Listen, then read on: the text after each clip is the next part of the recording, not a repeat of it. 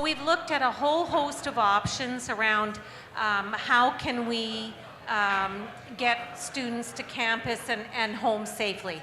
And let's just say, what's our priority? One of the things is, look, students are important, your studies are important, you've worked really hard to get here, you're working hard this academic year, we got to make sure we don't interrupt that. And we also are looking at what can we do to keep students safe. And so in the context of all of that, as we come together as a community, probably the biggest strategy we're going to have is around sharing rides. So if we come to the first strategy, if you're close enough to walk, and maybe we need to stretch that outside of what the norm is of walking, then obviously that's your most reliable means, with a friend, staying in lit areas when it's dark, so all those safety precautions. Biking, so we have lots of capacity, and maybe, Emily, do you want to jump in here? Yeah, we're working on creating some sort of bike check so that students feel comfortable leaving their bikes on campus, that the fear of them getting stolen or ruined won't be there, so that students feel comfortable biking onto campus. And then we're looking at the shuttle service that we've got on campus. So you'll see the bus that takes students to Brescia and to Kings and back and around. We are going to be maximizing the capacity of that. We can't take it off campus, but we're free to maximize its use on campus. So we're going to get from About Town every bit of capacity they have, so that we can move people around once they can get to the periphery of campus. We'll also be increasing the number of bus stops where they stop and pick up people, so we're still figuring that out. I'll give you one aspect of the Western Share a Ride program, and then I'm going to let Emily chime in with her wonderful idea from the Students' Council.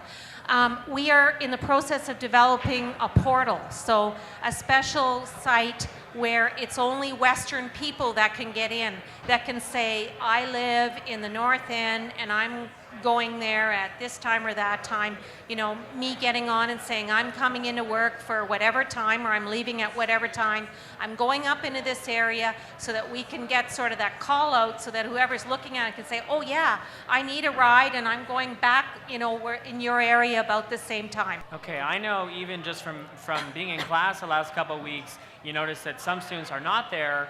Before, it was because of the H1N1 going around. Now we've got this, okay? So my question to you mostly is, in terms of academic accommodation, are there going to be any arrangements made for that? Well, so I think in a blanket sense, not. So it'll be on what I know our vice provost has been in discussions with all the associate deans, and I know that I'm meeting with some or all of them tomorrow afternoon. And so what we're looking at is what are the little things they can do. I mean, they're obviously concerned. I mean, our faculty too want to see students be successful, right?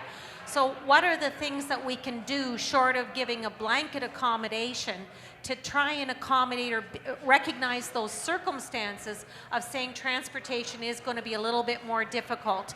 And so I think that's probably the best I can say at this point. Sure. We've talked about some ideas. We need to be able to, further that discussion. Yeah. Certainly there's an enormous sense of understanding of saying, look, we know a lot of students depend on buses to get to school, and it's important. So, what within that then can we do to help everyone be successful in their ongoing academic work? Right. And just another thing that comes to mind, I mean, obviously when I'm thinking about the strike, I'm thinking to last year in Ottawa, where there was the bus strike that went on for 52 days. And so you guys have obviously been working hard to find a solution. Have you thought of it in long term? Like, we have no idea how long it's going to go on. Is the plan feasible if it was to go on that long? Well, I mean, we will cope with, as a community, whatever it is we have to cope with. And so we have started to talk. This would be not my wish by any means, but for example, let's pretend in a worst case scenario we're still in a strike situation when exams start. Then we're actually starting to talk about, we already have what we call a social services plan if we were ever dealing with a major emergency and students had to stay on campus or couldn't get home or whatever. We'll be looking at that because our concern is very much around recognizing, look, if I'm, I still remember those days when I was a student writing exams, believe it or not. And it's very stressful when you're writing an exam at 9 o'clock in the morning and how am I going to get there? It's stressful enough, right? So we'll be looking at what do we put in place by way of accommodations as well. For example, I'm not talking about academic at this moment. I'm talking about physical Right. in terms of, what can we do there in terms of accommodating students.